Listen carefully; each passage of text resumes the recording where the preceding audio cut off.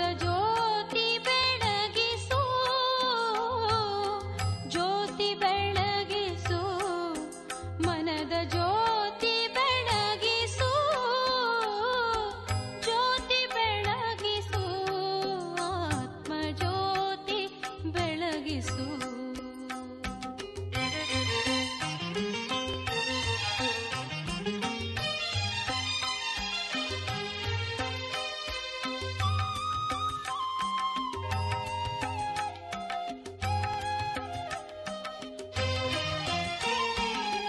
ಕವಿದ ಕತ್ತಲೆ ಕಳೆವ ಜ್ಯೋತಿ, ಮನದ ಮಲಿನ ತೊಳೆವ ಜ್ಯೋತಿ, ಕವಿದ ಕತ್ತಲೆ ಕಳೆವ ಜ್ಯೋತಿ, ಮನದ ಮಲಿನ ತೊಳೆವ ಜ್ಯೋತಿ, ಹೃದಯ ಶುದ್ಧಗೊಳಿಪ ಜ್ಯೋತಿ, ಹೃದಯ ಶುದ್ಧಗೊಳಿಪ ಜ್ಯೋತಿ, ಭವದ ಭೀತಿ ಹರಿವ ಜ್ಯೋತಿ, ಭವದ ಭೀತಿ ಹರಿವ ಜ್ಯೋತಿ, ಜ್ಯೋತಿ ಬೆಳಗಿಸು, ಆತ್ಮ ಜ್ಯೋತಿ ಬೆಳಗಿಸು.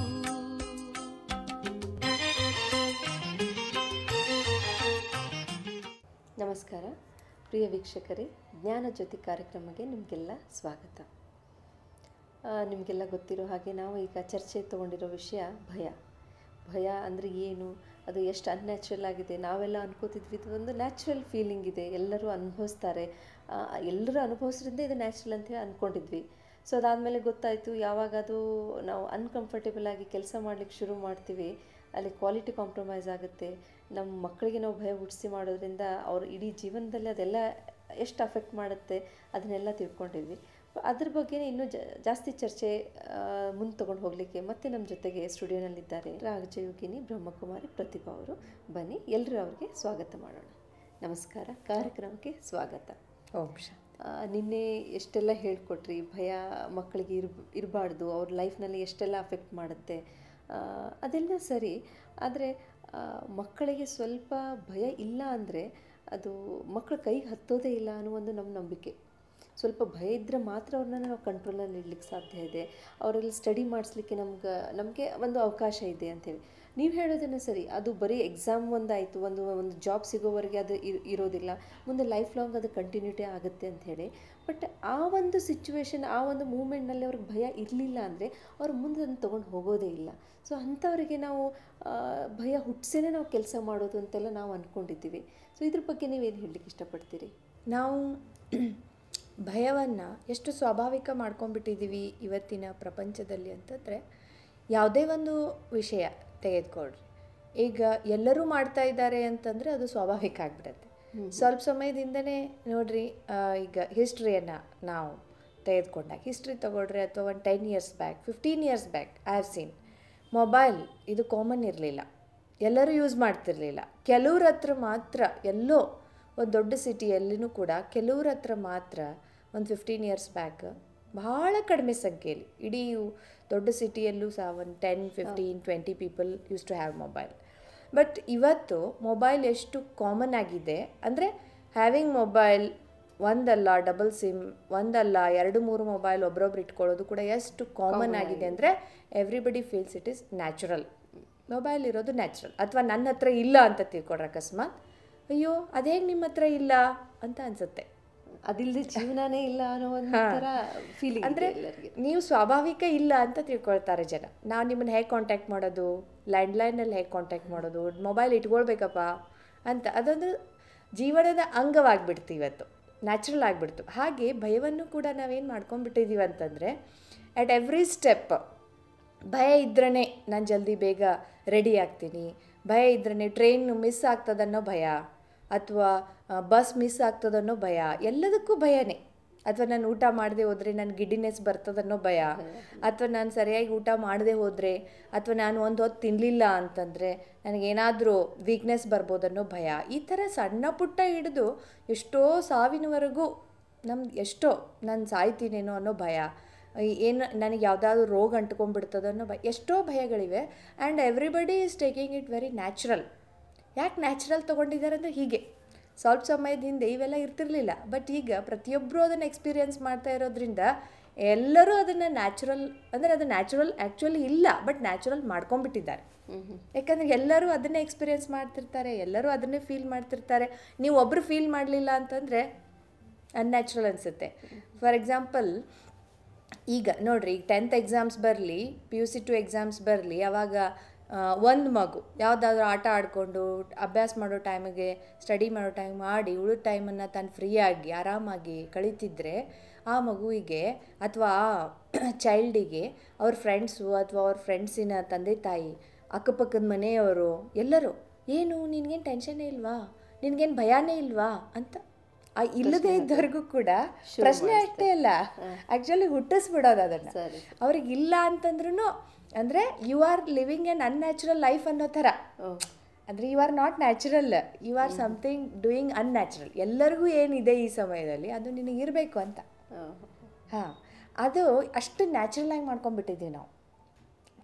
ಈಗ ನಾವು ಟ್ರಾವೆಲ್ ಮಾಡೋರಿದ್ದೀವಿ, ಅವಾಗಲೂ ಕೂಡ ಏನೋ ಗಡಿಬಿಡಿ ಇರಬೇಕು, ಅಂದರೆ you are going to out of station ಅಂತ ಗೊತ್ತಾಗುತ್ತೆ. ನೀವು ಸ್ಲೋ ಆಗಿ ಆರಾಮಾಗಿ ನ್ಯಾಚುರಲ್ ಆಗಿ ರೆಡಿ ಆದರೆ ನೀವು ಏನು ಇಲ್ಲೇ ಮನೆಯಲ್ಲೇ ಇರೋರ ಥರ ಇದ್ದೀರಿ ಅಂತ ಎಷ್ಟು ಸ್ವಾಭಾವಿಕವಾಗಿ ಮಾತು ಬರ್ತದಂದರೆ it has to be natural ಅನ್ನೋರು ಹಾಗೆ. ಇಲ್ಲದೇ ಇದ್ದವರಲ್ಲೂ ಕೂಡ ನಾವು ಅದನ್ನು ತುಂಬಿಕೊಳ್ಳೇಬೇಕು ಅನ್ನೋ ಮಟ್ಟಕ್ಕೆ ಇವತ್ತು ಅದನ್ನು ಎಲ್ಲರೂ ಸೊಸೈಟಿ ಜನ ಅಕ್ಸೆಪ್ಟ್ ಮಾಡ್ಕೊಂಡ್ಬಿಟ್ಟಿದ್ದಾರೆ ಭಯವನ್ನು. But without fear also we can live and we can perform ಅನ್ನೋದನ್ನು ನಾವು ನೋಡ್ತಾ ಹೋಗ್ತೀವಿ. ಎಪಿಸೋಡ್ ತುಂಬ ನೋಡೋದಕ್ಕೆ ಸಾಧ್ಯ ಇದೆ. ಬಾಕಿ ತಾವೇನು ಇವಾಗ ಕೇಳಿದ್ರಿ, ಅಂದರೆ ನಾವು ಭಯ ಹುಟ್ಟಿಸಿದ್ರೇ ಎಲ್ಲೋ ಒಂದು ಕಡೆ ಆ ಮಕ್ಕಳು ಪರ್ಫಾರ್ಮ್ ಮಾಡ್ತಾರೆ ಅಥವಾ ಇಲ್ಲದೆ ಹೋದರೆ ಆ ಪರ್ಫಾರ್ಮೆನ್ಸ್ ಕಡಿಮೆ ಆಗುತ್ತೆ, ಹಾಂ ಕಡಿಮೆ ಆಗುತ್ತೆ ಅಂತ ಹೇಳಿ. ಆ್ಯಕ್ಚುಲಿ ನೋಡಿರಿ, ಈ ಸಾರಿ ನೀವು ಭಯ ಹುಟ್ಟಿಸದೆ ಅವ್ರಿಗೊಂದು ಅವಕಾಶ ಕೊಟ್ಟು ನೋಡಬೇಕಲ್ಲ. ಭಯ ಹುಟ್ಟಿಸದೇ ಇದ್ದಾಗ ಅವ್ರು ಹೇಗೆ ಪರ್ಫಾರ್ಮ್ ಮಾಡ್ತಾರೆ? ಆ್ಯಂಡ್ ಭಯ ಹುಟ್ಟಿಸೋ ಬದಲಾಗಿ ನೀವು ಜಸ್ಟ್ ಅವ್ರನ್ನ ತಿದ್ದಿ, ನೀನು ಈ ಥರ ಅಲ್ಲ, ಈ ಥರ ಮಾಡಿದ್ರೆ ಚೆನ್ನಾಗಿರುತ್ತೆ, ಈ ಥರ ನೀನು ಮಾಡ್ಲಿಕ್ಕೆ ಸಾಧ್ಯ ಇದೆ, ಇದನ್ನು ನೀನು ಹೀಗಲ್ಲ ಹೀಗೆ ಮಾಡು, ಹೀಗೆ ಮಾಡಿದ್ರೆ ಇನ್ನೂ ಚೆನ್ನಾಗಾಗುತ್ತೆ, ವರ್ಕೌಟ್ ಆಗುತ್ತೆ ಅಂತ ನೀವು ಈ ಥರ ಸಜೆಷನ್ಸ್ ಕೊಟ್ಟಾಕೆ ನೋಡಬಾರ್ದು. Give them another chance. ಆವಾಗ ಅವರು ಪರ್ಫಾರ್ಮ್ ಮಾಡ್ತಾರೋ ಇಲ್ಲೋ ಅವಾಗ ನಿಮ್ಗೆ ಗೊತ್ತಾಗುತ್ತೆ. ಬಿಕಾಸ್ ನಾವಿವಾಗ ಒಂದು ಗುಡ್ ಫೀಲಿಂಗಿಂದ, ಭಾಳಷ್ಟು ಭಾವನೆಯಿಂದ, ಅವ್ರ ಬಗ್ಗೆ ನಾವು ಕಳಕಳಿಯಿಂದ, ಪ್ರೀತಿಯಿಂದ ಅವ್ರ ಮೇಲೆ ಅವ್ರ ಪರ್ಫಾರ್ಮೆನ್ಸ್ ಚೆನ್ನಾಗಿ ಆಗಲಿ ಅನ್ನೋ ಭಾವನೆನೇ ನಮಗಿರತ್ತೆ ಆ್ಯಕ್ಚುಲಿ. ಬಟ್ ನಾವು ಅದನ್ನು ಭಯ ನೋಡಿರಿ, ಒಂದು ಪಾಸಿಟಿವ್ ಥಿಂಗನ್ನು ನೀವು ಅವರಲ್ಲಿ ತುಂಬಬೇಕಂದಾಗ why are you using an negative feeling, negative aspect? ನೀವು ತರಬೇಕಾಗಿದ್ದು ಗುಡ್ ರಿಸಲ್ಟ್ಸ್, ನೀವು ತರಬೇಕಾಗಿದ್ದು ಅವರಲ್ಲಿ ಒಳ್ಳೆಯ ವಿಷಯಗಳನ್ನು, ಬಟ್ ನೀವು ಯೂಸ್ ಮಾಡ್ತಾ ಇರೋದು ನೆಗೆಟಿವ್ ಎನರ್ಜಿ. ಓಕೆ, ಹಾಂ. ಸೊ ಅದು ಅಷ್ಟು ಸರಿಯಾಗಿ ಅಂದರೆ ರಿಸಲ್ಟ್ಸ್ ಕೊಡೋದಿಲ್ಲ. ನೀವು ಹೇಳೋ ಪ್ರಕಾರ ಮಕ್ಕಳನ್ನ ಬರೀ ಭಯ ಪಡಿಸಿ ಅವ್ರಿಗೆ ನಾವು ಒಂದು ಒಳ್ಳೆ ರಿಸಲ್ಟ್ ಕೊಡಬೇಕು ಅಂತ ಏನು ಅವಶ್ಯಕತೆ ಇಲ್ಲ. ಒಂದು ಪಾಸಿಟಿವ್ ಎನರ್ಜಿ, ಪಾಸಿಟಿವ್ ಅಟಿಟ್ಯೂಡ್ದಿಂದ ಅವ್ರು ನಾವು ಬದಲಾವಣೆ ತಂದ್ಕೋಬೋದು ಅಂತೇಳಿ. ಸೊ ಎಲ್ಲೋ ಈ ಭಯ ಹುಟ್ಟಿಸ್ಲಿಕ್ಕೆ ತಂದೆ ತಾಯಿ ಅಂದಿರ್ಬೋದು, ಆಫೀಸ್ನಲ್ಲಿ ಸುಪೀರಿಯರ್ಸ್ ಇದ್ದಿರ್ಬೋದು, ಅಡ್ಮಿನಿಸ್ಟ್ರೇಟಿವ್ ಆಫೀಸರ್ಸ್ ಇದ್ದಿರ್ಬೋದು, ಅಥವಾ ಟೀಚರ್ಸ್ ಇರ್ಬೋದು, ಎಲ್ಲ ಅವ್ರ ಆಸೆಗಳು ಜಾಸ್ತಿಯಾಗಿ ಭಯ ಹುಟ್ಟಿಸ್ಲಿಕ್ಕೆ ಕಾರಣ ಆಗ್ಬೋದಾ? ಅವ್ರ ಎಕ್ಸ್ಪೆಕ್ಟೇಷನ್ಸ್, ನಮ್ಮ ಮಗು ಈ ಥರ ಇರಬೇಕು, ನಮ್ಮ ಸ್ಕೂಲ್ ಈ ಥರ ಇರಬೇಕು, ನಮ್ಮ ಸ್ಕೂಲ್ದು ಪ್ರೊಡಕ್ಟಿವಿಟಿ, ನಮ್ಮ ಮಕ್ಕಳು ಏನಿದ್ದಾರೆ ಇಡೀ ಸ್ಟೇಟಿಗೆ ಫಸ್ಟ್ ಬರಬೇಕು. ಸೊ ಈ ಥರ ಅವರಲ್ಲಿರೋ ಅತಿ ಆಸೆ, ಒಂದು ಆಫೀಸ್ನಲ್ಲಿ ಟಾರ್ಗೆಟ್ ಅಂತ ಏನು ಕೊಡ್ತೀವಲ್ಲ, ಈ ಮಂತ್ ಎಂಡ್ಗೆ ಇಷ್ಟ ಆಗಬೇಕು. ಸೊ ಅವರೊಂದು ಆಫೀಸಿಗೆ ಒಳ್ಳೆ ಹೆಸರು, ಅವರು ಆಫೀಸಿಗೆ ಬರುವಂಥ ಪ್ರೊಡಕ್ಟಿವಿಟಿ ಜಾಸ್ತಿ. ಸೊ ಇದನ್ನೆಲ್ಲ ಒಂದು ಆಸೆದಿಂದ ಈ ಭಯ ಹುಟ್ಟಿಸ್ಲಿಕ್ಕೆ ಕಾರಣ ಇದೆಯಾ? ನಾವೆಲ್ಲ ಆಸೆ ದುಃಖಕ್ಕೆ ಮೂಲ ಕಾರಣ ಅಂತ ಕೇಳಿದ್ದೀವಿ. ಈ ಆಸೆ ಆ್ಯಕ್ಚುಲಿ ನಮ್ಮ ದುಃಖಕ್ಕಷ್ಟೇ ಅಲ್ಲ, ನಾವು ಯಾರ ಪ್ರತಿ ಆಸೆಯನ್ನು ಇಟ್ಟಿದ್ದೀವೋ ಅವ್ರ ದುಃಖಕ್ಕೂ ನಾವೇ ನಮ್ಮ ಆಸೆಗಳು ಕಾರಣ ಆಗ್ತಾಯಿವೆ. ಅದು ಸತ್ಯ. ಯಾಕಂದರೆ ಈಗ ಆಸೆಗಳು ಬೆಳೀತಾ ಇವೆ, ಪರ್ಫಾರ್ಮೆನ್ಸ್ ಹೆಚ್ಚಾಗಬೇಕು ಅಥವಾ ಪ್ರತಿಯೊಂದರ ರಿಸಲ್ಟ್ ಜಾಸ್ತಿ ಬರಬೇಕು, ನಾವು ಇನ್ನೂ ಚೆನ್ನಾಗಿ ವರ್ಕ್ ಮಾಡಬೇಕು, ಇನ್ನೂ ನಾವೆಲ್ಲರಲ್ಲಿ ನಾವು ಈ ಊರಲ್ಲಿ ದೊಡ್ಡವರ ಜಾಸ್ತಿ ದುಡ್ಡು ಗಳಿಸ್ಬೇಕು. ದುಡ್ಡಿನ ಬಗ್ಗೆನೂ ಹಾಗೆ, ಮೊದಲು ನಾವಿರ್ತಕ್ಕಂಥ ಏರಿಯಾದಲ್ಲಿ ಎಲ್ಲರಿಗಿಂತ ಹೆಚ್ಚು ಸಾಹುಕಾರ ಆಗಬೇಕು, ನಂತರ ನಮ್ಮ ಊರಲ್ಲಿ ಎಲ್ಲರಿಗಿಂತ ರಿಚೆಸ್ಟ್ ಪರ್ಸನ್ ನಾನು ಆಗಬೇಕು, ನಂತರ ನಮ್ಮ ತಾಲೂಕದಲ್ಲಿ, ನಂತರ ಡಿಸ್ಟ್ರಿಕ್ಟಲ್ಲಿ, ನಂತರ state and in India, in the world I have to be the richest person. ಈ ಆಸೆಗಂತೂ ಕೊನೆ ಇಲ್ಲ. ಹಾಗೆ ನಮ್ಮ ದುಃಖಕ್ಕೂ ಕೊನೆ ಇಲ್ಲದ ಹಾಗೆ ಆಗುತ್ತೆ. ಆ್ಯಕ್ಚುಲಿ ನಾವು ಈ ಆಸೆಗಳ ಕಾರಣ, ನಮ್ಮ ಸ್ವಂತ ಆಸೆಗಳನ್ನು ನಾವು ಎಷ್ಟೋ ಸಾರಿ ಇನ್ನೊಬ್ಬರ ಮೇಲೆ ಹೇರ್ತೀವಿ. ನೀವು ಹೇಳ್ದಾಗೆ ನಾವು ಎಷ್ಟೋ ಸಾರಿ, ನಾನು ತಂದೆ ತಾಯಿಗೆ ಹೇಳ್ತಿರ್ತೆ, ನಾನು ಡಾಕ್ಟರ್ ಆಗೋಕ್ಕಾಗಲಿಲ್ಲ ಅದಕ್ಕೆ ನೀನು ಆಗ್ತಿ ಅಂತ ನಾನು ಹೆಚ್ಚಿಸಿದ್ದೀನಿ. ಹೌದು. ಹಾಂ, it is good if that child also has the same aim, it is very good, it will work out. ಅಲ್ಲಿ ನೀವು ಭಯ ಹುಟ್ಟಿಸ್ಲೇಬೇಕಾಗಿಲ್ಲ. ಆ ಮಗುವಿಗೂ ಕೂಡ ನಾನು ಡಾಕ್ಟರ್ ಆಗಬೇಕು, ಅಥವಾ ನಾನು ತಾಯಿ ನಾನು ಇಂಜಿನಿಯರ್ ಆಗಲಿಲ್ಲ, ನೀನಾದರೂ ಆಗು ಅಥವಾ ಆಗಲಿ ಅಂತ ನಾವು ಎಕ್ಸ್ಪೆಕ್ಟೇಷನ್ಸ್ ಇಟ್ಟಿದ್ದರೆ, ನಮ್ಮ ಮನೇಲಿ ಒಬ್ಬ ಡಾಕ್ಟರ್ ಇರಲಿ, ಇಂಜಿನಿಯರ್ ಇರಲಿ, ಟೀಚರ್ ಇರಲಿ, ಏನೋ ಒಂದು IAS ಮಾಡಿದವ್ರು ಇರಲಿ, ನಾನು ಮಾಡಿಲ್ಲ ಅದಕ್ಕಾಗಿ ನೀನಾದರೂ ಅಂತ ಮಾಡಲಿ, ಅಥವಾ ನಮ್ಮ ಮನೆ ಹೆಸರು ಬರಲಿ, ನಮ್ಮ ಮನೆಗೆ ಕೀರ್ತಿ ಬರಲಿ, ನಮ್ಮ ಫ್ಯಾಮ್ಲಿ ಕೀರ್ತಿ ಬರಲಿ, ಈ ಥರ ಆಸೆಗಳನ್ನು ನಾವು ಇಟ್ಕೊಳ್ಳೋದು ತಪ್ಪಂತಲ್ಲ. ಇಲ್ಲ ಅಂದರೆ ನಾನು ಆಸೆನೇ ಇಡಲಿಲ್ಲ ಅಂದರೆ ಹೇಗೆ ಬದುಕೋದು ಅಂತ ಹೇಳ್ಬೋದು. ಬಟ್ ನಾವು ರೈಟ್ ಪರ್ಸ್ಪೆಕ್ಟಿವಲ್ಲಿ, ರೈಟ್ ವೇದಲ್ಲಿ ನಾವು ಆಸೆಗಳನ್ನು ಇಟ್ಕೊಳ್ಬೇಕಾಗತ್ತೆ. ನೀವು ಆಸೆ ಇಟ್ಕೊಳ್ಳುವಾಗ ನಾವು, ಯಾಕಂದರೆ ನೋಡಿ, ನಮ್ಮ ಥಾಟ್ಸ್ ಆ್ಯಂಡ್ ನಮ್ಮ ನಾವು ಇಟ್ಕೊಳ್ಳುವಂಥ ಆಸೆಗಳು ಅದು ರೈಟ್ ಆಗಿರಲಿಲ್ಲ ಅಂತಂದರೆ ನಾವು ಫಿಯರ್ ಹುಟ್ಟಿಸ್ಬೇಕಾಗತ್ತೆ. ಅಲ್ಲಿ ರೈಟ್ ಅಂತಂದರೆ ಪ್ರಪೋರ್ಷನೇಟ್ ಆಗಿರಬೇಕು. ನಾವು ಏನು ಎಕ್ಸ್ಪೆಕ್ಟ್ ಮಾಡ್ತೀವಿ, ಸೊ ಅದು ಆ ಮಕ್ಕಳಿಗೆ ಎಬಿಲಿಟಿ ಇದೇನೋ ಇಲ್ಲೋ ನಾವು ತಿಳ್ಕೊಂಡ್ಬಿಟ್ಟು ನಮ್ಮ ಆಸೆಗಳನ್ನ ನಾವು, that is what I want to tell you. ಅಂದರೆ ನಾವು ಇಡ್ತಾ ಇದ್ದೀವಿ ಆಸೆ, ಆದರೆ ಅದು ರೈಟ್ ಪರ್ಸ್ಪೆಕ್ಟಿವ್, ರೈಟ್ ವೇದಲ್ಲಿ ಅಂತಂದರೆ ನಾನು ನನ್ನ ಮಗುವಿನಿಂದ ಏನು ಎಕ್ಸ್ಪೆಕ್ಟ್ ಮಾಡ್ತಾ ಇದ್ದೀನಿ, whether that person has that ability to give. ಆ ಮಗುವಿನಲ್ಲಿ ಈಗ ನೀವು 2 ವರ್ಷದ ಮಗು ಒಂದು ಭಾಷಣ ಮಾಡಲಿ ಅಂತ ಹೌ ಕ್ಯಾನ್ ಯು ಎಕ್ಸ್ಪೆಕ್ಟ್? ನೀವು ಅದು ತೊದಲು ಸ್ವಲ್ಪ ಮಾತಾಡಲಿ ಅಂತ ಎಕ್ಸ್ಪೆಕ್ಟ್ ಮಾಡ್ಬೋದು. ಅದರ್ ದೆನ್ ದ್ಯಾಟ್ ಅದು ಭಾಷಣ ಮಾಡಲಿ ಅದು ಅಥವಾ ಅದರ ಒಪಿನಿಯನ್ಸನ್ನು ಅದು ಎಕ್ಸ್ಪ್ರೆಸ್ ಮಾಡಲಿ ಅಂತಂದರೆ ನಾಟ್ ಪಾಸಿಬಲ್. ಅಂದರೆ ವರ್ಬಲಿ ಹಾಗಂತೂ ಅದು ಎಕ್ಸ್ಪ್ರೆಸ್ ಮಾಡ್ತಾನೆ ಇರುತ್ತೆ. ಅಂದರೆ ನಾವು ಯಾರಿಂದ ಏನು, ಯಾವ ಟೈಮಲ್ಲಿ, ಮತ್ತು ಇವನ್ ಟೈಮ್ ಆಲ್ಸೋ ಕೌಂಟ್ಸ್. ಯಾವ ಸಂದರ್ಭದಲ್ಲಿ, ಯಾವ ಟೈಮ್ದಲ್ಲಿ ನಾವು ಮತ್ತು ಎಷ್ಟು, ಯಾವ ಪ್ರಪೋರ್ಷನಲ್ಲಿ ಆ ಆಸೆಗಳನ್ನು ನಾವು ಇಟ್ಕೊಳ್ಬೋದು ಅನ್ನೋದು ಕೂಡ ನಮ್ಗೆ ಗೊತ್ತಿರಬೇಕು. Whether that person is able to give in this situation. ಅವ್ರ ಹತ್ರ ಏನು ಎಬಿಲಿಟಿ ಇರುತ್ತೆ ಕೆಲವು ಸಾರಿ, ಬಟ್ ಆ ಸಿಚುವೇಶನಲ್ಲಿ ಅವ್ರಿಗೆ ಪರ್ಫಾರ್ಮ್ ಮಾಡೋಕ್ಕಾಗಲ್ಲ. ಸೊ ನಮ್ಮ ಆಸೆಗಳೇ ಸರಿಯಾಗಿದ್ವು ಅಂತಂದರೆ ನಮಗೂ ದುಃಖ ಆಗಲ್ಲ, ಇನ್ನೊಬ್ರಿಗೂ ನಾವು ಭಯ ಹುಟ್ಟಿಸೋ ಅವಶ್ಯಕತೆ ಇಲ್ಲ. ಅವ್ರಿಗೆ ನಾವು ಭಯ ಹುಟ್ಟಿಸೋದು ಯಾಕೆ? ನಮ್ಮ ಆಸೆಗಳನ್ನು ಹೇಗಾದರೂ ಮಾಡಿ ನಾವು ಜಲ್ದಿ ಈಡೇರಿಸ್ಕೊಳ್ಬೇಕು. ಹೀಗೆ ಸರಿ. ಈಗ ನೋಡಿ, ಅದೇ ಈಗ ನಾವು ಮಾತಾಡಿದ್ವಲ್ಲ, ಹಿಂದಿನ ಎಪಿಸೋಡಲ್ಲೂ ಮಾತಾಡೋದು ನಾವು ಯಾವಾಗ ಹಣ್ಣು, ಈಗ ನಾವು ನೋಡ್ತಾ ಇದ್ದೀವಿ ಆ್ಯಕ್ಚುಲಿ ನಮ್ಮ ಆಸೆಯಿಂದ ಏನಾಗ್ತಾ ಇದೆ ಅಂತಂದರೆ, ಬೇಕಾದಷ್ಟು ಮಾವಿನ ಹಣ್ಣು ಬಂತು ಈ ಸೀಸನ್ನಲ್ಲಿ, ಬೇಕಾದಷ್ಟು ಮಾರ್ಕೆಟಲ್ಲಿ ಬಂತು, ಆದರೆ ಅದರಲ್ಲಿ ರುಚಿ ಎಷ್ಟಿತ್ತು, ದಟ್ ಕೌಂಟ್ಸ್. ಅದ್ರ ತಿನ್ನೋದಕ್ಕೂ ಭಯನೂ ಶುರು ಆಯಿತು. ಟಿವಿನಲ್ಲೆಲ್ಲ ಏನು ನೋಡ್ತಿದ್ವಿ, ಅದು ಬೇಗ ಬರಲಿ, ಬೇಗ ಹಣ್ಣಾಗಲಿ ಅಂತೆಲ್ಲ ಕೆಮಿಕಲ್ಸ್ನಲ್ಲಿ ಡಿಪ್ ಮಾಡಿ ತೆಗಿಯೋದು. ಸೊ ಈ ಥರ ನೋಡಿದರೆ ಭಯನೂ ಬಂತು. ಆ್ಯಕ್ಚುಲಿ ಪರ್ಫಾರ್ಮೆನ್ಸ್ ಒಂದ್ಸರಿ ಸಿಗೋ ಹಣ್ಣಿಗೆ ತಿನ್ಬೇಕಾದ್ರೆ ಅಷ್ಟೊಂದು ಭಯ ಪಟ್ಕೊಂಡು, ಆ್ಯಕ್ಚುಲಿ ನಿಮಗೆ ಪರ್ಫಾರ್ಮೆನ್ಸ್ ಜಲ್ದಿ ಬೇಕಾಗಿತ್ತು, ಬಟ್ ಅಲ್ಲಿ ಪ್ರಾಡಕ್ಟ್ ಜಾಸ್ತಿ, ಆ ಪ್ರಾಡಕ್ಟನ್ನೇ ನಿಮಗೆ ಭಯ ಹುಟ್ಟಿಸ್ತು. ಯುವರ್ ಓನ್ ಪರ್ಫಾರ್ಮೆನ್ಸ್ ನಿಮ್ಮಲ್ಲಿ ಭಯ ಹುಟ್ಟಿಸಿದೆ ಅಂದರೆ ಪರಿಸ್ಥಿತಿಗೆ ನಾವು ಹೋದ್ವಿ ಅಂತ. ಅಂದರೆ ಹಾಗೆ ನಾವು ಜಲ್ದಿ ಬೇಕು, ಬಟ್ ಅದಕ್ಕೆ ಟೈಮ್ ಕೊಡೋಕೆ ನಮ್ಗೆ ಅಂದರೆ ಯಾವಾಗ ನೋಡ್ರಿ ನ್ಯಾಚುರಲ್ ಆಗಿ ಅದು ಹಣ್ಣು ಆಗ್ತದೋ, ರೈಪ್ ಆಗ್ತದೋ, ಅದರಲ್ಲಿ ಎಷ್ಟು ರುಚಿ ಇರುತ್ತೆ, ಮತ್ತು ಎಷ್ಟು ನ್ಯೂಟ್ರಿಷನ್ ಇರುತ್ತೆ. ಮತ್ತು ಅದು ಅನ್ಯಾಚುರಲ್ ಆಗಿ ನಾವಾಗಿನೇ ಅದನ್ನು ಹಣ್ಣು ಮಾಡಿದಾಗ ಅದು ತನ್ನೆಲ್ಲ ಪೌಷ್ಟಿಕತೆಯನ್ನು ಕಳ್ಕೊಂಡಿರುತ್ತೆ. ಮತ್ತು ಪ್ಲಸ್ ಏನಪ್ಪ ಅಂತಂದರೆ, ಅಷ್ಟು ದುಡ್ಡು ಕೊಟ್ಟು ನಾವು ತಂದಿರ್ತೀವಿ, ಮತ್ತು ಅದೊಂದು ಮೇಲೆ ಎರಡು burden, there is no satisfaction. Satisfaction ಇಲ್ಲ, ನಮ್ಮ ಸ್ಟಮಕ್ಕಿಗೂ ಸ್ಯಾಟಿಸ್ಫ್ಯಾಕ್ಷನ್ ಇಲ್ಲ, ನಮ್ಮ ಶರೀರಕ್ಕೂ ಇಲ್ಲ, ಮನಸ್ಸಿಗಂತೂ ಇಲ್ಲವೇ ಇಲ್ಲ. And again we are feeling a loss, that I lost my money simply, ಹೀಗನ್ಸುತ್ತೆ. ಅದೇ ಥರ ಇಲ್ಲಿನೂ ಕೂಡ ನೀವು ಭಯ ಹುಟ್ಟಿಸ್ಬೋದು. ನಮ್ಮ ಮಕ್ಕಳು ನಾವು ಚೆನ್ನಾಗಿ ಪರ್ಫಾರ್ಮ್ ಮಾಡಲಿ, ಇದೊಂದು ಒಳ್ಳೆಯ ಆಸೆ ಎಲ್ಲರಿಗೂ ಇರುತ್ತೆ ತಂದೆ. ಹಾಗಾದರೆ ನಾವು ಇಡಲೇಬಾರ್ದೇನು? ಹಾಗಲ್ಲ, ನೀವು ಇಡಬಹುದು, but you have to see the limitation of the child. Limitation, ಸಮಯ, ಸಂದರ್ಭ ಎಲ್ಲನೂ ನೋಡಬೇಕಾಗತ್ತೆ. ಮತ್ತು ಆ ಪ್ರಕಾರವೇ ನಾವು ಅದನ್ನು ನಾವು ಬೆಳೆಸ್ಕೊಂಡು ಹೋದ್ವಿ, ಅಥವಾ ನಾವು ಆ ರೀತಿಯಲ್ಲಿ ನಾವು ನಮ್ಮ ಮಕ್ಕಳಿಗೆ ಸಪೋರ್ಟ್ ಮಾಡಿದ್ದೇ ಆದರೆ at the right time, it may take time ಕೆಲವು ಸಾರಿ ಅದು ಟೈಮ್ ತೊಗೊಳತ್ತೆ, ಬಟ್ ಆ ಟೈಮ್ ತೊಗೊಂಡ್ರೆ ಆ ವೇಳೆ ಅನ್ನೋಷ್ಟರಲ್ಲಿ ತುಂಬ ಚೆನ್ನಾಗಿ ರೈಪ್ ಆಗಿರುತ್ತೆ. ಆ ಹಣ್ಣು ಬಹಳಷ್ಟು ಯೋಗ್ಯ ಆಗಿರುತ್ತೆ.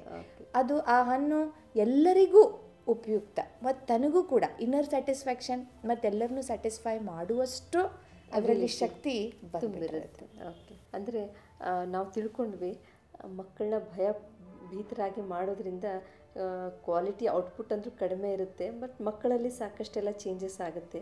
ಸೊ ಅದ್ರ ಬಗ್ಗೆ ಇನ್ನೂ ಡಿಸ್ಕಷನ್ ಮಾಡೋಣ. ಮಕ್ಕಳಲ್ಲಾಗಲಿ ನಮ್ಮಲ್ಲಾಗಲಿ ಭಯ ಆದಾಗ ನಮ್ಮ ಮೈ ಮನಸ್ಸು ಮೇಲೆ ಏನೆಲ್ಲ ಬದಲಾವಣೆ ಆಗುತ್ತೆ, ಸೊ ಅದ್ರ ಬಗ್ಗೆ ಚರ್ಚೆ ಮಾಡೋಣ. ಅದಕ್ಕಿಂತ ಮುಂಚೆಗೆ ಇನ್ನೊಂದು ಪ್ರಶ್ನೆ ಕಾಡ್ತಿರೋದು, ಈ ತಂದೆ ತಾಯಿ ಆಗಲಿ ಅಥವಾ ನಮ್ಮ ಟೀಚರ್ಸ್ ಆಗಲಿ ತಮ್ಮ ಮಕ್ಕಳು ಸರಿಯಾಗಿ ಮಾಡಲಿ, ಒಂದು ಒಳ್ಳೆ ಹೆಸರು ಪಡ್ಕೊಳ್ಳಿ ಅಂತ ಈ ಥರ ಎಲ್ಲ ಎಕ್ಸ್ಪೆಕ್ಟ್ ಮಾಡ್ತಿರುವಾಗ, ಮಕ್ಕಳಿಗೆ ಭಯ ಹುಟ್ಟಿಸ್ತಿರುವಾಗ ಅವರಲ್ಲೇ ಒಂದು ಭಯ ಇರುತ್ತೆ. ನನ್ನ ಮಗು ಸರಿಯಾಗಿ ಮಾಡಲಿಲ್ಲ ಅಂದರೆ ಮುಂದೆ ನನ್ನ ಪರಿಸ್ಥಿತಿ ಏನು, ಈ ಮಗು ಈ ಸ್ಕೂಲಿಂದ ಒಳ್ಳೆ ಹೆಸರು ತೊಗೊಂಡು ಹೋಗಲಿಲ್ಲ ಅಂದರೆ ನನ್ನ ಎಬಿಲಿಟಿ, ಯಾಕಂದ್ರೆ ಟೀಚರ್ಸ್ಗೂ ಈಗ ತುಂಬ ರಿಸ್ಟ್ರಿಕ್ಷನ್ಸ್ ಇದೆ. ಲೈಕ್ ಮಕ್ಕಳು ಏನು ಹೇಳ್ತಾರೆ that is proportionate to the teaching quality of the teacher ಅಂತೇಳಿ. ಸೊ ಅವರಲ್ಲೇ ಅದು ಭಯ ಇರುತ್ತೆ. ಈ ಭಯ ನ್ಯಾಚುರಲ್ ಆಗಿ ಇಲ್ಲ ಅಂತ ಗೊತ್ತಾಯಿತು, ಬಟ್ ಇದು ಸಹಜ ಅಲ್ವಾ, ಬಂದೇ ಬರುತ್ತೆ ತಂದೆ ತಾಯಿಗೆ. ನನ್ನ ಮಗು ಏನಾಗುತ್ತೆ, ಸ್ಟಡಿ ಮಾಡಲಿಲ್ಲ ಅಂದರೆ ಅದ್ರ ಪರಿಸ್ಥಿತಿ ಏನು. ಸೊ ತಮ್ಮ ಭಯನ ಅದು ಟ್ರಾನ್ಸ್ಲೇಟ್ ಮಾಡಿ ಅಥವಾ ಟ್ರಾನ್ಸ್ಮಿಟ್ ಮಾಡ್ತಾರೆ ಮಕ್ಕಳ ಮೇಲೆ. ಸೊ ಇದ್ರ ಬಗ್ಗೆ ನೀವೇನು ಹೇಳ್ತೀರಿ? ಮೋಸ್ಟ್ ಆಫ್ ದ ಟೈಮ್ಸ್ ನಾವು ಅನ್ಯಾಚುರಲ್ ಯಾವಾಗ ಆಗ್ತೀವಿ ಅಂತಂದರೆ when we are not working naturally. ಅಂದರೆ ನಮಗೆ ಭಯ, ಇದೊಂದು ಅನ್ಯಾಚುರಲ್ ಫೀಲಿಂಗ್ ಯಾಕೆ ಪದೇ ಪದೇ ಪ್ರತಿಯೊಂದು ವಿಷಯದಲ್ಲೂ ಬರುತ್ತೆ. ನನ್ನ ಮಕ್ಕಳು ನಾಳೆ ಪರ್ಫಾರ್ಮ್ ಮಾಡಲಿಲ್ಲ ಅಂದರೆ ಅವ್ರ ಭವಿಷ್ಯ ಏನಾಗುತ್ತೆ, ನಂದೇನಾಗುತ್ತೆ, ಯಾಕೆ ಬರುತ್ತೆ ಇದು ಅಂತಂದರೆ ನಾವು ನ್ಯಾಚುರಲ್ ಆಗಿ ವರ್ಕ್ ಮಾಡ್ತಾಯಿಲ್ಲ. ವೆನ್ ಐ ಹ್ಯಾವ್ ಟು, ನಾನು ಒಂದು ಗುರಿಯನ್ನು ಸಾಧಿಸಬೇಕಾಗಿದೆ, ಆ ಗುರಿಗೆ ತಕ್ಕಂತೆ ನಾನು ವರ್ಕ್ ಮಾಡ್ತಾಯಿದ್ರೆ ಆಲ್ರೌಂಡ್ ವರ್ಕ್ ಆಗಬೇಕು ಎಲ್ಲ ಕಡೆಯಿಂದ, in all sides, emotionally, mentally, physically, ಎಲ್ಲ ಥರದಿಂದ ನಾನು ವರ್ಕ್ ಮಾಡ್ತಾಯಿದ್ರೆ I am working on my self, I am working on my project. ಆಗ ಈ ಭಯ ಅಷ್ಟೊಂದು ಸ್ವಾಭಾವಿಕ ಅಂತ ಅನಿಸೋದಿಲ್ಲ. ಇರಲೇಬೇಕು ಅಂತೇನಿಲ್ಲ. ಭಯ ಯಾವಾಗ ಬರುತ್ತೆ ಆ್ಯಕ್ಚುಲಿ ಅಂತಂದರೆ, ನಾನು ಎಲ್ಲೋ ಒಂದು ಕಡೆಗೆ ನಾನು ಫಿಸಿಕಲಿ ತುಂಬ ಚೆನ್ನಾಗಿ ವರ್ಕ್ ಮಾಡ್ತಾಯಿದ್ದೀನಿ ಆನ್ ದ ಪ್ರೊಜೆಕ್ಟ್, ನಾನು ಫಿಸಿಕಲಿ ವರ್ಕ್ ಮಾಡ್ತಾಯಿದ್ದೀನಿ, ಇಂಟೆಲೆಕ್ಚುಲಿ ವರ್ಕ್ ಮಾಡ್ತಾಯಿದ್ದೀನಿ, but I am not emotionally working ಅಂತ ಅದು ತೋರಿಸುತ್ತೆ. ಅಂದರೆ ನಾನು ಚೆನ್ನಾಗಿ ಸ್ಟಡಿ ಮಾಡ್ತಾಯಿದ್ದೀನಿ, ಫಿಸಿಕಲಿ ಆಲ್ಸೋ ನಾನು ಹೆಲ್ತ್ ಚೆನ್ನಾಗಿ ಇಟ್ಕೊಂಡಿದ್ದೀನಿ ಎಕ್ಸಾಮಿನೇಷನ್ ಬರೆಯೋದಕ್ಕಾಗಿ, ಮತ್ತು ಇಂಟೆಲೆಕ್ಚುಲಿ ನನಗೆ ಎಷ್ಟು ಸಾಧ್ಯ ಆಗ್ತದೆ ನಾನು ಓದ್ತಾ ಇದ್ದೀನಿ, ಅಥವಾ ನನ್ನ ಮಕ್ಕಳನ್ನು ನಾನು ಓದಿಸ್ತಾ ಇದ್ದೀನಿ, ಮಕ್ಕಳು ಓದ್ತಾ ಇದ್ದಾರೆ ಚೆನ್ನಾಗಿ, ಅವ್ರ ಟೆಸ್ಟ್ ನಾನು ತೊಗೊಳ್ತೀನಿ, ಬಟ್ ಸ್ಟಿಲ್ ಭಯ ಇರುತ್ತೆ. ನನ್ನ ಮಗು ಕೆಲವು ತಂದೆ ತಾಯಿಗೆ ನನ್ನ ಮಕ್ಕಳು ಎಷ್ಟೋ ಹುಷಾರಿರ್ತಾರೆ, ಭಾಳಷ್ಟು ಚೆನ್ನಾಗಿ ವರ್ಕ್ ಮಾಡ್ತಿರ್ತಾರೆ, ಬಟ್ ಸ್ಟಿಲ್ ಇವರು ಎಲ್ಲೋ ಒಂದು ಕಡೆ ಹೀಗಾಗ್ಬೋದಾ ಅಂತ ಭಯ. ಯಾಕೆ ಭಯ ಇರುತ್ತೆ ಅಂದರೆ we are not emotionally prepared. Neither we have prepared our selves nor we have prepared our children. But ಇಲ್ಲೇನಂತಂದರೆ ಇಮೋಷ್ನಲ್ ಆಸ್ಪೆಕ್ಟು ಕೌಂಟ್ ಆಗುತ್ತೆ. ಭಯ ನಮ್ಮಲ್ಲಿ ನಮ್ಮೆಲ್ಲ ಪ್ರಿಪ್ರೇಷನ್ಸ್ ನೋಡಿರಿ, ಪ್ರಿಪ್ರೇಷನ್ ಇಲ್ಲದೆ ಇದ್ದಾಗ ಭಯ ಬರೋದು ಸ್ವಾಭಾವಿಕ, ಇದು ಎಲ್ಲರಿಗೂ ಗೊತ್ತಿರೋ ವಿಷಯ. ನಾನು ಎಕ್ಸಾಮಿಗೆ ಓದಲೇ ಇಲ್ಲ ಅಂದರೆ ಭಯ ಬರೋದು ಸ್ವಾಭಾವಿಕ, ಅದು ಬೇರೆ. ಬಟ್ ಪ್ರಿಪ್ರೇಷನ್ಸ್ ಇದ್ದಾಗೂ ಕೂಡ ತಂದೆ ತಾಯಿಗೆ ನನ್ನ ಮಕ್ಕಳು ಯೋಗ್ಯ ಇದ್ದಾರೆ ಅಂತ ಗೊತ್ತು, ಬಟ್ ಸ್ಟಿಲ್ ಸಮ್ವೇರ್ ಏನಾಗುತ್ತೋ ಏನೋ ಅಂತ ಭಯ. ಯಾಕೆ ಅಂದರೆ ಇನ್ನೊಂದು ವಿಷಯ ನಮ್ಮದೇನು ಉಳಿತದೆ, ನಾವು ಎಲ್ಲಿ ನೆಗ್ಲೆಕ್ಟ್ ಮಾಡ್ತೀವಿ ಅಂದರೆ emotional part. I have to treat that emotional part. ನನ್ನ ಮೇಲೆ ನಾನು ಫಸ್ಟ್ ವರ್ಕ್ ಮಾಡಬೇಕು, ನನ್ನನ್ನು ನಾನು ಫಸ್ಟ್ ತಿದ್ಕೊಳ್ಬೇಕು, ನನ್ನನ್ನು ನಾನು ಇಮೋಷ್ನಲಿ ಸ್ಟೇಬಲ್ ಮಾಡಬೇಕು. ನನ್ನನ್ನು ನಾನು ಇಮೋಷ್ನಲಿ ಸ್ಟೇಬಲ್ ನಾನು ಮಾಡ್ಕೊಳ್ತಾ ಹೋದೆ ಅಂತಂದರೆ ಇಮೋಷ್ನಲಿ ಸ್ಟೇಬಲ್ ನನ್ನ ಮಗುವಿಗೆ ನ್ಯಾಚುರಲಿ ಅದು ಎನರ್ಜಿ ಟ್ರಾನ್ಸ್ಮಿಟ್ ಆಗೇ ಆಗುತ್ತೆ. ಯಾಕಂದ್ರೆ ನಾನು ಸ್ಟೇಬಲ್ ಇದ್ದರೆ ನನ್ನ ಮಕ್ಕಳು ಸ್ಟೇಬಲ್ ಇರ್ತಾರೆ. ಹೇಗೆ ನೋಡಿರಿ, ಮನೆಯಲ್ಲಿ ಏನಾದರೂ ಒಂದು ಘಟನೆ ಆಯಿತು ಅಂದರೆ, ಒಂದು ಚಿಕ್ಕ ಘಟನೆನೇ ಯಾರ್ದೋ ಏನೋ ಒಂದು ಕಳ್ಕೊಂಡ್ವಿ, ಒಂದು ಚಿಕ್ಕ ವಸ್ತು ಕಳೆದೋಯ್ತು, ಒಂದು ಮೊಬೈಲ್ ಕಳೆದೋಯ್ತು, ಏನೋ ಒಂದು ಎಲೆಕ್ಟ್ರಿಸಿಟಿ ಬಿಲ್ ಒಂದು ಸ್ವಲ್ಪ ಜಾಸ್ತಿ ಬಂತು, ಅಥವಾ ಇನ್ನೇನೋ ಒಂದು ಪ್ರಸಂಗ, ಸಣ್ಣ ಪುಟ್ಟ ಪ್ರಸಂಗ ಬರ್ತಿರ್ತದೆ. ಯಾರೋ ಒಬ್ಬರು ಬೈದು ನಮ್ಮ ಮನೆಗೆ ಬಂದು ಜೋರಾಗಿ ಬೈದರು, ಇನ್ಸಲ್ಟ್ ಮಾಡಿದ್ರು. ಆಗ ಮಕ್ಕಳು ಫಸ್ಟ್ ತಂದೆ ತಾಯಿಯನ್ನು ಅಬ್ಸರ್ವ್ ಮಾಡ್ತಾರೆ. ನಮ್ಮ ತಂದೆ ತಾಯಿ ಸ್ಥಿತಿ ಹೇಗಿದೆ, ಅವ್ರು ಭಯಭೀತರಾದರೋ ಅಥವಾ ಹಂಚ್ಕೊಂಡ್ರೋ ಅಥವಾ ಅವರು ಸ್ಟೇಬಲ್ ಇದ್ದಾರೋ. They are naturally coping you. ಅವ್ರು ನಿಮ್ಮನ್ನು ಸ್ವಾಭಾವಿಕವಾಗಿ ಕಾಪಿ ಮಾಡ್ತಾ ಇರ್ತಾರಲ್ಲಿ. ಯಾಕಂದರೆ ಅಲ್ಟಿಮೇಟ್ಲಿ ತಂದೆ ತಾಯಿಗೆ ಮಕ್ಕಳನ್ನೇ ಅಲ್ಲ ಸರ್ವಸ್ವ. ಅದಕ್ಕೆ ಆ ವಯಸ್ಸಿನಲ್ಲಿ ಅವರು ತಮ್ಮ ತಂದೆ ತಾಯಿ ನೋಡಿ ಕಲಿತಿರ್ತಾರೆ. ನೀವೇನು ಅವ್ರಿಗೆ ಕಲಿಸ್ಬೇಕಾಗಿಲ್ಲ. ನೀವು ಸ್ಟೇಬಲ್ ಇದ್ದರೆ, ನೀವು ಅದನ್ನು ಈಸಿ ತೊಗೊಂಡ್ರೆ, ಅವರು ಕೂಡ ಲೈಫಲ್ಲಿ ಬರ್ತಕ್ಕಂಥ ಎಂಥ ದೊಡ್ಡ ಫಿಸಿಕಲ್ ಎಕ್ಸಾಮಿನೇಷನ್ಸ್ ಇರ್ಬೋದು ಅಥವಾ ಮೆಂಟಲ್ ಎಕ್ಸಾಮ್ ಇರ್ಬೋದು, ಎಂಥದೇ ಒಂದು ಆ್ಯಕ್ಸಿಡೆಂಟ್ ಇರ್ಬೋದು, ಏನನ್ನೇ ಜೀವನದಲ್ಲೆಲ್ಲ ಕ್ರಾಸ್ ಅಂತೂ ಮಾಡಲೇಬೇಕು ಪ್ರತಿಯೊಬ್ಬ ವ್ಯಕ್ತಿ. ಅದನ್ನು ಕ್ರಾಸ್ ಮಾಡುವಾಗ ಅವರೂ ಕೂಡ ಅವಾಗ ಅವ್ರು ನೆನ್ಪು ಮಾಡ್ಕೊಳ್ತಾರೆ, ನಮ್ಮ ತಂದೆ ತಾಯಿ ಎಷ್ಟು ಸ್ಟೇಬಲ್ ಇರ್ತಿದ್ರು. Actually they have already taken up your energy, transmit ಆಗಿದೆ, ಬಟ್ ಸ್ಟಿಲ್ ಅವರು ನೆನ್ಪು ಮಾಡ್ಕೊಳ್ತಾರೆ ಆ ಟೈಮ್, ರೀಕಲೆಕ್ಟ್ ಮಾಡಿಕೊಂಡು plus they will transmit that energy during that time. So ಇದು ಭಾಳ ಅವಶ್ಯಕತೆ ಇದೆ when we are working on all the aspects at the same time. Emotionally, mentally ಎಲ್ಲ ರೀತಿಯಿಂದನೂ ನಾವು ಚೆನ್ನಾಗಿ ವರ್ಕ್ ಮಾಡಿದ್ದೇ ಆದರೆ, ನಾವು ಅದನ್ನು ಸ್ಟೆಬಿಲೈಸ್ ಮಾಡಿದ್ದೇ ಆದರೆ, ಅದನ್ನು ನಾವು ಚೆನ್ನಾಗಿ ಅದ್ರ ಕಡೆ ಗಮನ ಕೊಟ್ಟಿದ್ದೇ ಆದರೆ, ನಮ್ಮಲ್ಲಿ ಭಯ ಆ್ಯಕ್ಚುಲಿ ಇರೋದಿಲ್ಲ. Will be full of confidence, full of positive energy. ಅಂದರೆ ಇಮೋಷ್ನಲ್ ಸಪೋರ್ಟ್ ಆಯಿತು, ತಂದೆ ತಾಯಿ ತಮ್ಮ ಆಸೆಗಳನ್ನ ಎಷ್ಟು ಲಿಮಿಟೇಷನ್ ಮಾಡ್ಕೋಬೇಕು ಇದೆಲ್ಲ ಗೊತ್ತಾಯಿತು. ಆದರೆ ಭಯ ಪಟ್ಟಾಗ ನಮ್ಮ ಮನಸ್ಸಿನ ಮೇಲೆ ಅಥವಾ ನಮ್ಮ ಮನಸ್ಸಿನಲ್ಲೇ ಆಗೋ ಬದಲಾವಣೆಗಳೇನೇನು, ಅದರ ಪರಿಣಾಮ ನಮ್ಮ ದೇಹದ ಮೇಲೆ ಹೇಗೆಲ್ಲ ಆಗುತ್ತೆ, ಇದ್ರ ಬಗ್ಗೆ ಸ್ವಲ್ಪ ವಿಸ್ತಾರವಾಗಿ ಹೇಳ್ಕೊಡ್ತೀರಿ. ಯಾಕಂದರೆ ಇದು ಪ್ರತಿಯೊಬ್ಬರು ಅನುಭವಿಸೋದೇ. ಈಗ ನನಗೆ ಭಯ ಆದಾಗ ಸ್ವಲ್ಪ ಗಂಟಲೆಲ್ಲ ಒಣಗ್ದಾಗುತ್ತೆ, ಕೈಯೆಲ್ಲ ಬೆವರು ಬಂದಾಗುತ್ತೆ. ಇಟ್ ಕುಡ್ ಬಿ ಸ್ವಲ್ಪ ಟ್ರಾನ್ಸಿಟ್ರಿ, ಸ್ವಲ್ಪ ಸಮಯದವರೆಗೆ ಇರ್ಬೋದು, ಬಟ್ ಅದು ಆದಮೇಲೂ ಕೂಡ ಸ್ವಲ್ಪ ಇದೇ ಬಡಿತ ಇದ್ದೇ ಇರುತ್ತೆ. ಸೊ ಇದು definitely fear has relation with mind and body ಅಂತ ಗೊತ್ತು. ಸೊ ಅದು ಎಷ್ಟು ಮಟ್ಟಿಗೆ ಹೋಗ್ಬೋದು, ಮ್ಯಾಕ್ಸಿಮಮ್ ಎಕ್ಸ್ಟೆಂಟ್ ಏನೆಲ್ಲ ಆಗ್ಬೋದು, ಅದ್ರ ಬಗ್ಗೆ ಸ್ವಲ್ಪ ಹೇಳ್ತೀರಾ? ಭಯ ಈ ಭಾವನೆ, ನೆಗೆಟಿವ್ ಇಮೋಷನ್, ಇದು ನಮ್ಮಲ್ಲಿ ಜಾಗೃತ ಆದಾಗ ಆ್ಯಕ್ಚುಲಿ ನಾವು ಭಯ ಅಂತಂದ್ರೇ ಒಂದು ಅನ್ಯಾಚುರಲ್, ಯಾವುದೇ ಒಂದು ಅನ್ಯಾಚುರಲ್ ಸಿಚುವೇಶನ್ಗೆ ಅನ್ಯಾಚುರಲ್ ರಿಯಾಕ್ಷನ್ ಅಂತ ಹೇಳ್ಬೋದು. ಅನ್ಯಾಚುರಲ್ ಸಿಚುವೇಶನ್ ಅಂದರೆ ಈಗ ನಾವು ಕೈ ಸುಟ್ಕೊಳ್ಳೋದು ಇದು ನ್ಯಾಚುರಲ್ ಅಲ್ವಲ್ಲ, ಅದೇ ಅನ್ಯಾಚುರಲ್ ಸಿಚುವೇಶನ್ಗೆ ಅನ್ಯಾಚುರಲ್ ಬಿಹೇವಿಯರೇ ಆಗುತ್ತೆ. As a doctor you may say it is natural, but ಅಂದರೆ ನಾವು ಭಯ, ಈಗ ನಾನು ಅದೇ ಯಾಕೆ ಅನ್ಯಾಚುರಲ್ ಅಂತ ಹೇಳಿದೆ ಅಂತಂದರೆ, ತಕ್ಷಣ ನಾವು ಒಂದು ಸಾರಿ ಕೈ ಸುಟ್ಕೊಂಡಾಗ ನಮಗೆ ಅದು ನ್ಯಾಚುರಲ್ ಅನಿಸ್ಬೋದು, ಬಟ್ ಆ್ಯಕ್ಚುಲಿ ಎವ್ರಿ ಟೈಮ್ ನೀವು ಅಡುಗೆ ಮಾಡ್ತಾಯಿದ್ದೀರಿ, ನೀವು ಎವ್ರಿ ಟೈಮ್ ನೀವು ಅದ್ರ ಬಗ್ಗೆ ಭಯ ಇಟ್ಕೊಂಡ್ರೆ ಇಟ್ ಈಸ್ ಅನ್ಯಾಚುರಲ್ ಅಲ್ಲ.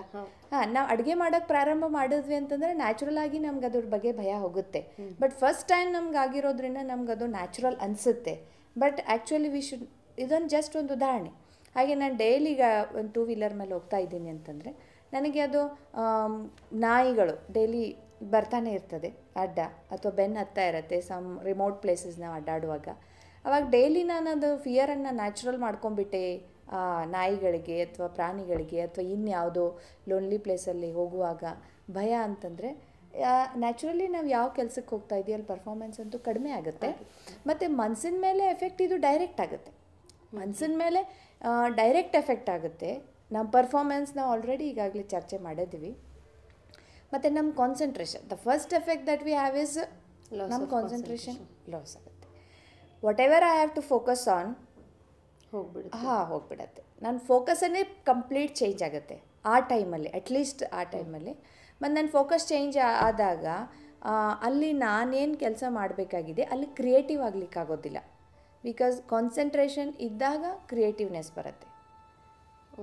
When I am natural, when I am concentrated, then there is creativity, because creativity is expected in these times. ಈ ಒಂದು ಕಾಂಪಿಟೇಟಿವ್ ವರ್ಲ್ಡಲ್ಲಿ you have to be creative. ರಚನಾತ್ಮಕತೆ ನಮ್ಮಲ್ಲಿ ತುಂಬ ಅವಶ್ಯಕತೆ ಇದೆ ಪ್ರತಿಯೊಂದು ವಿಷಯದಲ್ಲೂ ಕೂಡ.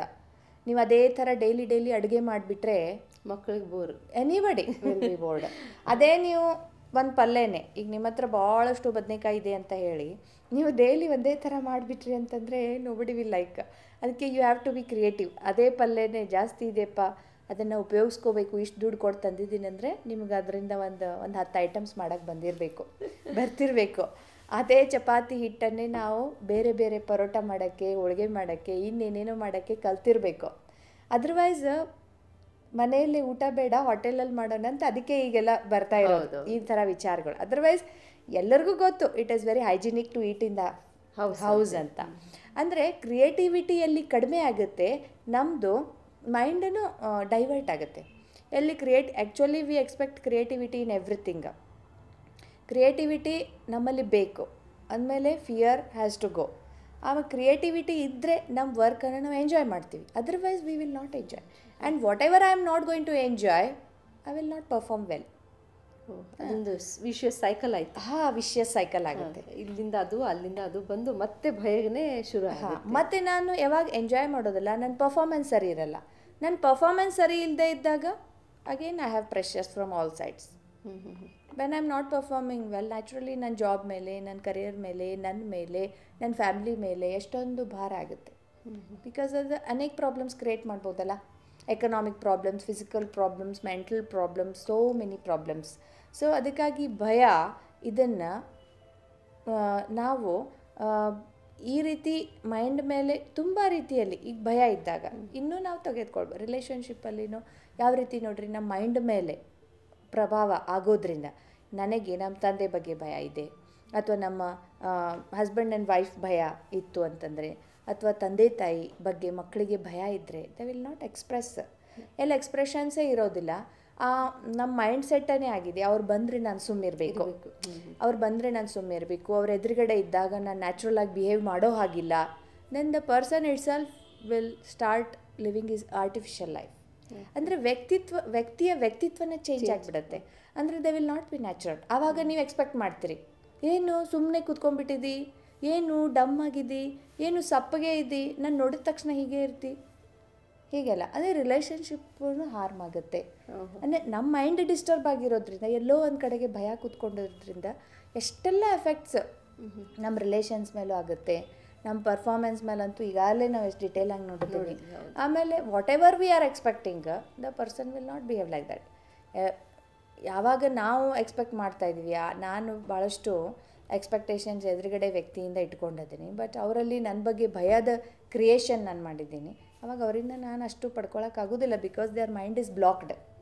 ಅಂದರೆ ಮೈಂಡಲ್ಲಿ ಚೇಂಜಸ್ ಹೀಗೆ ಆಗೋದು, ಮೈಂಡ್ ಬ್ಲಾಕ್ ಆಗಿಬಿಡುತ್ತೆ. ಮತ್ತು ಬ್ಲಾಕ್ ಆದಾಗ ಏನು ನ್ಯಾಚುರಲ್ ಇದೆ ಅದು ಫ್ಲೋ ಆಗೋದಿಲ್ಲ. ಅದು ಅಷ್ಟಕ್ಕೇ ಆ ಎನರ್ಜಿಯಲ್ಲಿ ನಿಂತಾಗ ಅದು ನಮ್ಮ ಎಲ್ಲ ರೀತಿಯಿಂದ ಎಫೆಕ್ಟ್ಸ್ ಸ್ಟಾರ್ಟ್ ಆಗುತ್ತೆ. ಆ್ಯಂಡ್ ಅಲ್ಟಿಮೇಟ್ಲಿ ಒಬ್ಬ ವ್ಯಕ್ತಿ ತನ್ನ ಬಗ್ಗೆ ತಾನು ನಿರಾಶೆ ಫೀಲ್ ಮಾಡ್ತಾನೆ. ನಮ್ಮ ರಿಲೇಟಿವ್ಸು, ನಮ್ಮ ಸಂಬಂಧ ಸಂಪರ್ಕದಲ್ಲಿ ಇರೋರಂತೂ ಅವರು ನಿರಾಶರಾಗೇ ಆಗ್ತಾರೆ. But otherwise also I am also not satisfied with my own self. Because quick results, ಅಲ್ಲೇ ನಾವು ರಿಸಲ್ಟ್ಸನ್ನು ಎಕ್ಸ್ಪೆಕ್ಟ್ ಮಾಡ್ತೀವಿ ಆ ಸಮಯದಲ್ಲಿ, ಆ ಸಂದರ್ಭದಲ್ಲಿ, ಆ ರಿಲೇಷನ್ಶಿಪ್ದಲ್ಲಿ, ಅದು ನಮಗೆ ಸಿಗೋದೇ ಇಲ್ಲ. ಸೊ ನ್ಯಾಚುರಲಿ ನಾನು ಬರೇ ಕೇವಲ ಭಯ ಅನ್ಯಾಚುರಲ್ ಅಂತಂದರೆ ಏನು, ಆ್ಯಕ್ಚುಲಿ ನನ್ನ ಪೀಸ್ ನಾನು ನನ್ನ ಶಾಂತಿ, ಮನಸ್ಸಿನ ಶಾಂತಿ ಕಳ್ಕೊಳ್ತೀನಿ.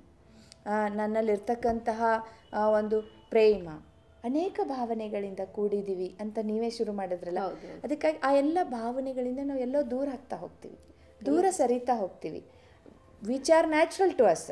ಆ್ಯಕ್ಚುಲಿ ನಾನು ಅಂತಂದರೆ ನಾನು ಚೈತನ್ಯ ಶಕ್ತಿ, ನಾನು ಆತ್ಮದಲ್ಲಿ ಒರಿಜಿನಲ್ ಸಂಸ್ಕಾರ ಇದೆ. Originally we all are full of positive energy, positive qualities. ನಮ್ಮಲ್ಲಿರೋದೇ ಮೂಲ ಕ್ವಾಲಿಟೀಸೇ ಶಾಂತಿ, ಪ್ರೇಮ, ಆನಂದ, ಪವಿತ್ರತೆ, ಶಕ್ತಿ. ಇವೆಲ್ಲ ನಮ್ಮ ಮೂಲ ಗುಣಗಳು. ಬಟ್ ನಾವು ಮೂಲ ಗುಣಗಳಿಂದನೇ ದೂರ ಸರಿತಾ ಹೋಗ್ತೀವಿ. ಮತ್ತು ಒಬ್ಬ ವ್ಯಕ್ತಿಯಲ್ಲಿ ಮೂಲ ಫೌಂಡೇಶನ್ ಅಥವಾ ಮೂಲನೇ ಇಲ್ಲದೆ ಇದ್ದಾಗ ಅವನು ಹೇಗೆ ಬದುಕಕ್ಕಾಗತ್ತೆ? How many days he is going to live this unnatural life, and how is he going to live this unnatural life? ಬಾಕಿ ಇನ್ ಫಿಸಿಕಲ್ ಪ್ರಾಬ್ಲಮ್ಸ್ ಅಂತೂ as doctor you have explained so many things and people also know. ತುಂಬ ಚೆನ್ನಾಗಿ ಹೇಳ್ಕೊಟ್ರಿ. ವೀಕ್ಷಕರೇ ನೋಡಿದ್ರಲ್ಲ, ಯಾವಾಗ ಭಯಪಟ್ಟು ನಾವು ಕೆಲಸ ಮಾಡ್ತೀವಿ ಅಲ್ಲಿ ನಮ್ಮ ಪರ್ಫಾರ್ಮೆನ್ಸ್ ಕಡಿಮೆ ಆಯಿತು. ಭಯ ಪಟ್ಟಾಗ ಪರ್ಫಾರ್ಮೆನ್ಸ್ ಕಡಿಮೆ ಆಗಲಿಕ್ಕೆ ಕಾರಣ ಏನಂದರೆ ಅಲ್ಲಿ ಪುವರ್ ಕಾನ್ಸಂಟ್ರೇಷನ್. ಯಾಕಂದರೆ ಕಾನ್ಸಂಟ್ರೇಷನ್ ಕಡಿಮೆ ಆಗ್ತಾ ಹೋಗುತ್ತೆ, ಔಟ್ಪುಟ್ ಕಡಿಮೆ ಆಗುತ್ತೆ. ಔಟ್ಪುಟ್ ಕಡಿಮೆ ಆದಾಗ ಮತ್ತೆ ಅದು ವಿಷಯ ಸೈಕಲ್ ಟರ್ನ್ ಆಗಿ ಮತ್ತೆ ಭಯ ಶುರು ಆಗುತ್ತೆ. ಸೊ ಓವರಾಲ್ ಪ್ರೊಡಕ್ಟಿವಿಟಿ ಅಂತೂ ಕಡಿಮೆ ಆಗೇ ಆಯಿತು.